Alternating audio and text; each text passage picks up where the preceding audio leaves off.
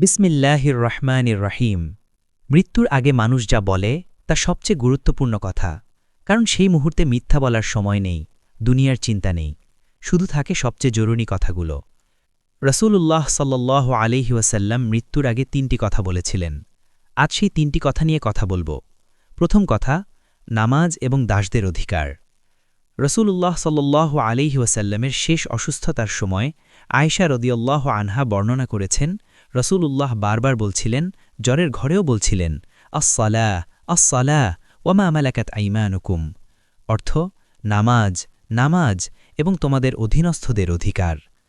জীবনের শেষ মুহূর্তে তিনি দুটি জিনিসের কথা বললেন, এক নামাজ, আল্লাহর সাথে সম্পর্ক, দুই দুর্বলদের অধিকার, মানুষের সাথে সম্পর্ক। ভাবুন একবার, মৃত্যুর দরজায় দাঁড়িয়ে তিনি উম্মতের কথা ভাবছেন, নামাজ যেন না ছাড়ে, দুর্বলের উপর যেন জুলুম না হয়। এটাই ছিল তার সারা জীবনের মিশন। মৃত্যুর মুহূর্তেও একই কথা। দ্বিতীয় কথা, আরবে দুই ধর্ম নয়। রসূলুল্লাহ সাল্লাল্লাহু আলাইহি ওয়াসাল্লামের দ্বিতীয় গুরুত্বপূর্ণ কথা। ওমর রাদিয়াল্লাহু আনহু বর্ণনা করেছেন, লা ইয়াজতামিআন্না দীনানি ফিল জাযীরাতিল আরব, অর্থ আরব উপদ্বীপে দুটি ধর্ম একসাথে থাকবে না। এই কথার ব্যাখ্যা করেছেন আলেমরা। এর অর্থ হল, ইসলামের কেন্দ্রভূমি আরব উপদ্বীপ সব সময় ইসলামের ঘাঁটি হয়ে থাকবে।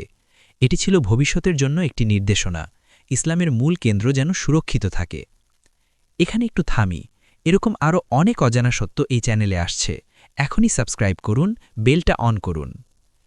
তৃতীয় কথা, সবচেয়ে হৃদয়গ্রাহী। তৃতীয় কথাটি সবচেয়ে গভীর।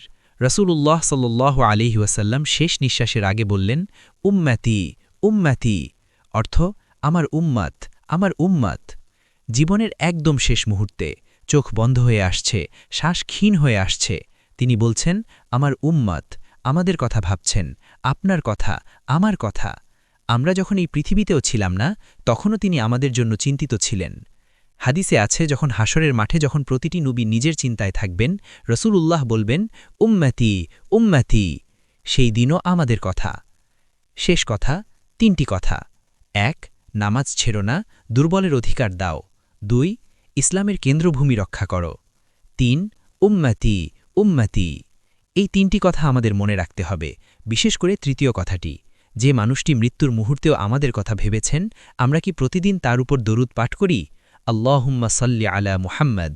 আল্লাহ আমাদের সবাইকে রসূলুল্লাহের উম্মত হিসাবে কবুল করুন, আমিন।